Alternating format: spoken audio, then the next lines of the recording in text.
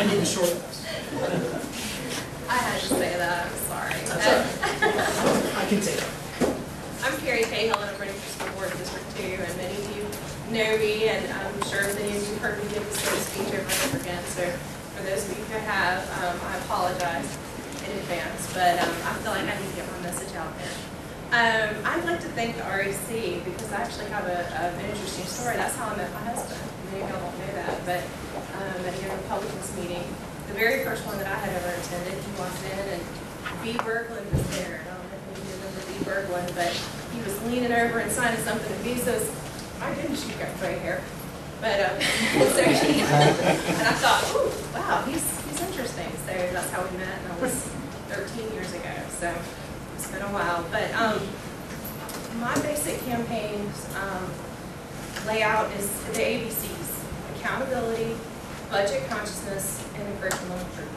Curriculum is so important, so very important. And I was recently talking to a couple of parents, and they told me that in the middle school there isn't a vocabulary and spelling program.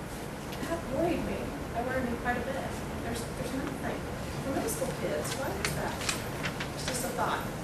But anyhow, back to accountability. The school calendar was something that was an issue that came up just recently. And I said on my little flyer that you don't have, it's out there, it says, to make the school board responsive to parents and teachers. Well, when the school calendar came out recently, the parents and the teachers had input on it, and they were basically steamrolled. That's a problem. That was a problem. They said, hey, this is how we want it. They weren't heard. I personally, as a parent of two children in Nassau school, I don't appreciate that. It's just a thought, something to consider. And I would want to change that, something that I would change. Budget consciousness, I want to make sure that every single dollar is being spent properly. I don't think that the budget has been gone over line by line very closely in recent years. And some of the assets have not been checked, basically. And I feel like those assets need to be either reallocated, or we need to make sure that we're spending our money in the right places. And moving on to curriculum, I know I'm short on time here, but a couple of things I'd like to see are civics, returning to schools. I feel like our children aren't learning enough of American civics. They don't know American history.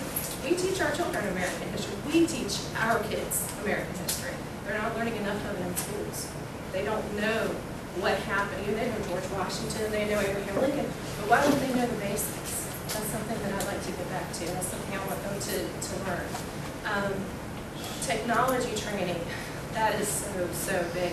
My son, he's actually sitting in there, hopefully being quiet and good, but if he can pick up my cell phone, if he can program my cell phone at 10, I know that some of your kids and some of your grandchildren can do the same thing. I know they can.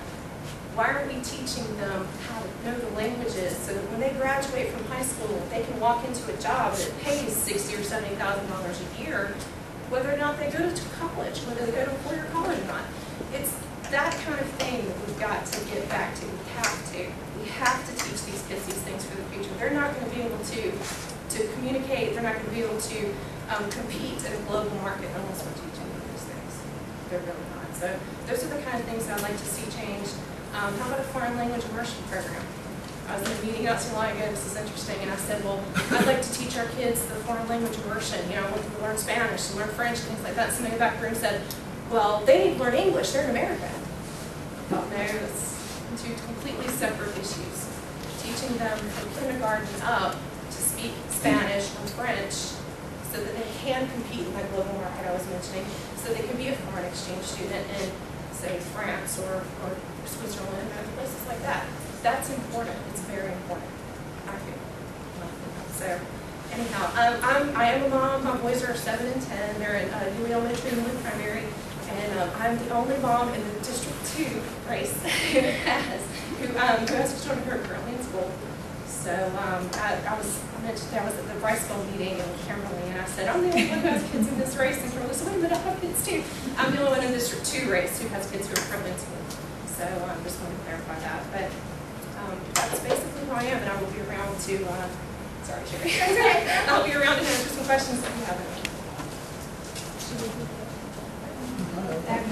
We'll bring a couple questions. Okay, well, and I'd like to know if all the candidates answer this. Have you given any thought to what can be done to increase the special needs children's learning opportunities here in Nassau County? Because it is a big problem. Are you specifically in certain schools or? Just, well, for me, it's been in certain schools, but other parents I've talked to, it's throughout the county. I've heard that as well. I've heard that, especially, I was talking to a parent recently on the west side, and she said that that was an issue with special needs. And to increase funding, I wonder, going back to the budget, being budget conscious, I wonder if there are places in the budget where maybe money is being spent that could be cut, or could be, maybe not cut, but reallocated. Maybe that's a better word. Money, I want to make sure that every dollar is being spent where it ought to be, and I don't think it is right now. That's an option, maybe pursuing more grants, because there are some grants out there available. I know Microsoft, for example, has grants available for new computers and things like that, so I know that there are other programs and other companies that may be able to help us with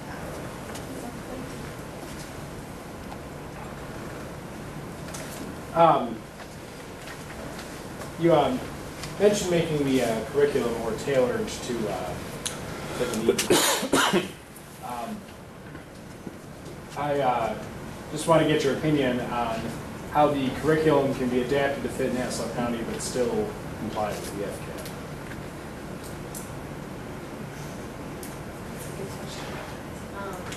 I don't know that I want it specifically to be adapted to fit Nassau County's, so kids stay here. That's not really what I meant. I meant so that kids are more competitive in the national market, so that our kids can, so they don't have to, be relegated to the box that they're in, the FCAT box, because I feel like they are in a box. And of course, that is a state mandated thing. There's no anything we can do about the FCAT at this point, but I don't know. I will find out, because that's, I'm not sure how to answer your question. Sorry. Thank you.